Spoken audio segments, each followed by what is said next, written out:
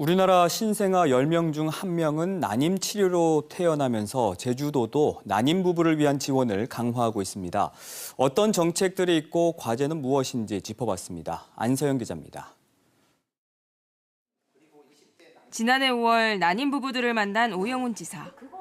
제주도는 이 자리를 계기로 올해부터 난임 지원을 확대했습니다.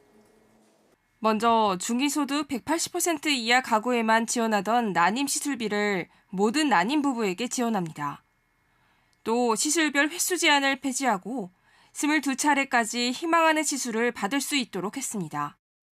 고령 임신에 따른 위험을 우려해 45살 이상에게는 적게 줬던 난임 시술비도 지난달부턴 나이에 상관없이 지원하고 있습니다.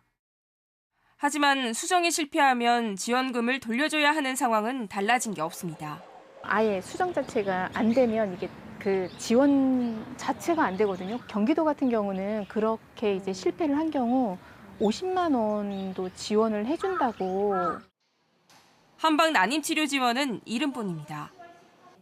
시민고충 처리위원회를 통해 제주에서만 적용하던 44살 이하 나이 제한을 조례 개정으로 폐지했지만 사업비가 없어 아예 시행조차 못하고 있습니다.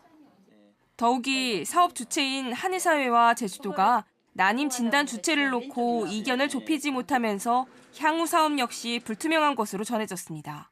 솔직히 저는 진짜 막 고생해가지고 민원에서 몇 개월을 거쳐가지고 해가지고 이제 좀 혜택을 보겠구나 했는데 아예 시행을 안 해버리고 다른 지역은 그러지 않거든요. 거듭되는 실패로 정서적 고통이 큰 당사자들을 위한 심리상담센터가 없는 것도 과제입니다. 난임 부부 3명 중 1명은 극단적 선택을 생각한 적이 있다고 답해 전국 평균보다 훨씬 높았습니다.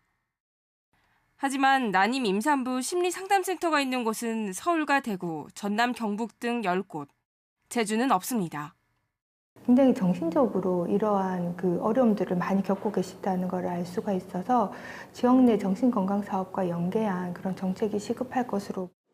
이에 대해 제주도는 내년 센터 설치를 목표로 노력하고 있다고 밝혔습니다. 또 난임 부부가 가장 큰 어려움으로 꼽은 항공권 확보와 관련해서는 민간 항공사에 협조를 요청했지만 강제할 방법이 없어 고민하고 있다고 밝혔습니다. 이처럼 과제가 산적하지만 제주도 난임 지원 정책 담당자는 단 1명에 불과합니다.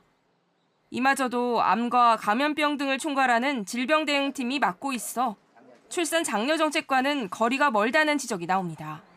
KBS 뉴스 안선입니다.